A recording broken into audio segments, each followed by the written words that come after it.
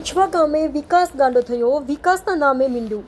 ગીરગઢડા તાલુકાના પીછવા ગામે સરકારી કોઈ પણ સુવિધાનો લાભ મળ્યો નથી, જેવા કે રસ્તાઓ ઉપર મસમોટા ખાડા પડી ગયા છે, તેમજ રસ્તાઓ ઉપર ઉકરડાઓ તેમજ ગંદા પાણીના ધોરિયાઓ કાઢતા હોવાથી રસ્તાઓ ઉપરની રાહદારીઓને પસાર થવામાં તેમજ વાહન ચાલકોને વાહન ચલાવવામાં મુશ્કેલીઓનો સામનો કરવો પડે છે।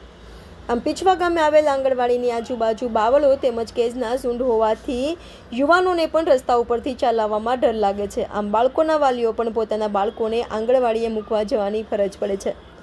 આંગણવાડીમાં લાઇટની સુવિધા નથી, તેમજ બારી બારણા તૂટેલી હાલતમાં છે, તેમજ સિમેન્ટના પોપડાઓ પડે છે, તેમજ ચોમાસામાં આંગણવાડીમાં છત ઉપરથી પાણી ટપકતું હોવાથી વાલીઓ પોતાના બાળકોને ભયના ઓથાર નીચે મૂકવા જાય છે। આંગણવાડીના દરવાજા તૂટેલા હોવાથી આજુબાજુમાંથી કંજમાંથી સાપ અથવા ઝેરી જીવડું પ્રવેશ કરી શકે, તેમાં આંગણવાડીમાં કોઈ સુવિધાનો અભાવ હોવાથી તાત્કાલિક આંગણવાડીની જગ્યા ગામ વચ્ચે ફાળવી આંગણવાડીની નવી બનાવવા ગ્રામજનોની માંગ છે।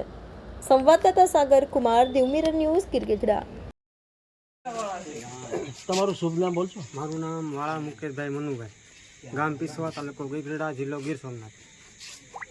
મારો પ્રશ્ન એ છે આંગણવાડીમાં તો જો કે સાહેબ પહેલાં તો મેન રસ્તો છે ને એ બંજર હાલતમાં છે। નાના નાના બાળકોને નથી જવું હોય તો બહુ વિચાર કરવો પડે, એમ કે વરસાદ બહુ થયો હોય તો બાળકો એની અંદર ડૂબી થાય ને એનું મૃત્યુ પણ થઈ શકે છે એમ।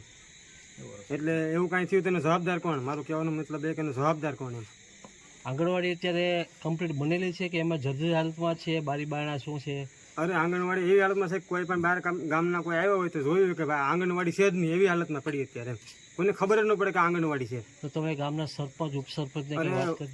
ગામના ઉપસરપંચ સરપંચ બધાને જાણ કરેલી છે, અને આગળ અમે તાલુકા વિકાસ અધિકારી ટીડીઓ સાહેબ કેટલી વખત જાણ કરેલી, છતાંય પણ કાંઈ એનો જવાબ આવેલો નથી એમ।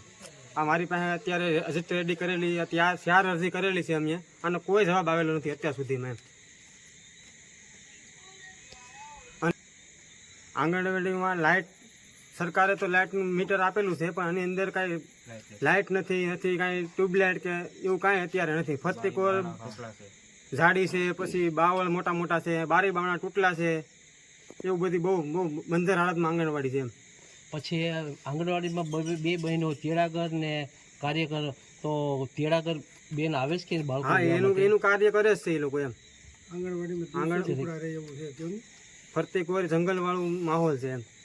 જનાવર? હા, જીવ જનાવર અંદર પડી રહે છે, દરવાજા તૂટલા છે, રાતનું અંદર સાપ બાપ ગળી ગયો અને સવારમાં બાળકો ભણવા જાય ને કવડી ગયો તો એનો જવાબદાર કોણ?